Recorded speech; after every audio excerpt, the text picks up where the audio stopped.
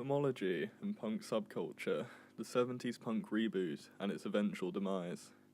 During the end of the 1970s, subculture was everywhere in the form of glam rockers, soul boys, and various other groups, but one stands out from the crowd both stylistically and musically: the punks.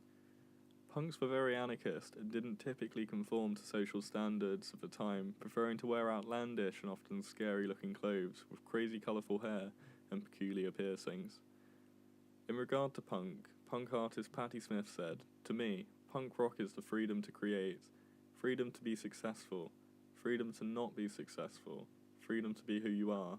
It's freedom." Punk subculture and the idea of homology. Homology refers to the idea that when studying subcultural style, the object in question must have the objective possibility of reflecting the particular values and concerns of a group as stated by J. Clark.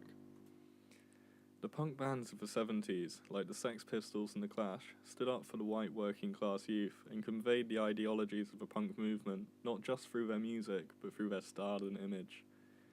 The idea behind the punk subculture was to be free of the system and not conform to social convention, with the idea of freedom as a driving force. In terms of style, punks often represented their working class roots by wearing a bricolage of patched old DIY clothes with industrial-like piercings in strange places and outlandish hairstyles.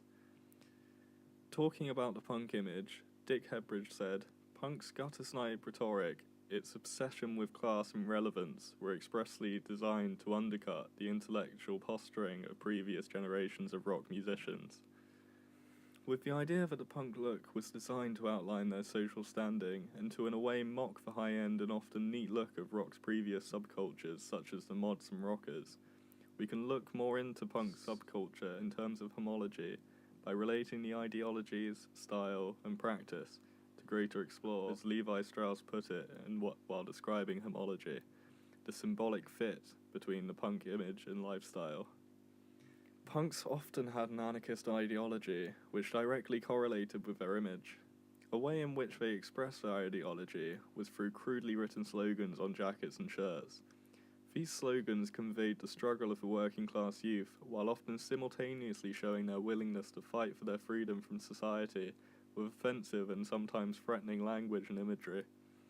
With messages like "fuck God, believe in yourself," "no future," and types of symbolism, punks were reinforcing the idea of individuality and freedom from the path society had set them.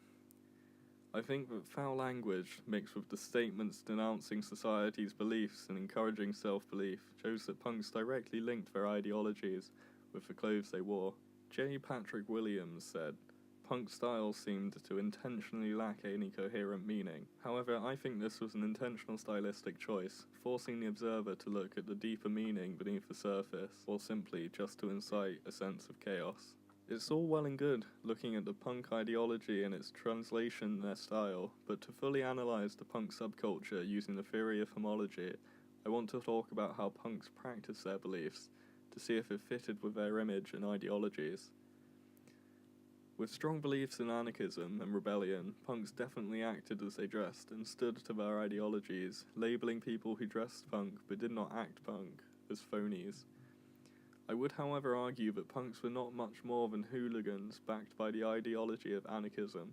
Through bands like the Sex Pistols, the Clash and the Buzzcocks sending messages of the inequalities, mistreatment and unfairness cast upon the working class youth, punks got their message out to the world. This, along with the hooligan, fog-like nature of the punk, is what I would consider to be the practice of a true punk. This disorderly and anarchistic behaviour is what I would consider to be true punk. However, I think that this is what ended the punk movement in terms of it being a single subculture. With the inevitable growth of the punk movement through music, the true ideologies of the punk were lost.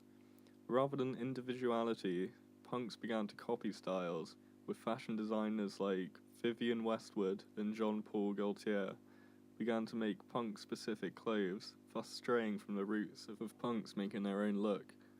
Bands like The Clash and the Sex Pistols sold out to labels giving them great success, which goes against what Steve Jones of the Sex Pistols once said in a 1976 interview with the BBC reporter Janet Street Porter. Not if you don't let yourself, after she suggested that they, by making a record, were on their way to becoming part of a system. This was 2 years before the band split after John Linden, or Johnny Rotten, began to despise the band and disagree on its direction. I feel like this quote and turn of events sums up punk as being temperamental and a subculture for an angry trapped youth who, despite what they may say, would jump at the opportunity to become who they sought to mock.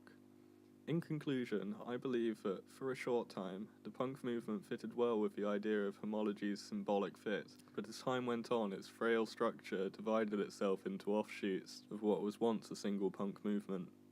Other subcultures grew from what groups of individual punks believed. These offshoots, like Nazi punks, although extreme, had more structure and correlation, and could be looked at more easily with homological methods.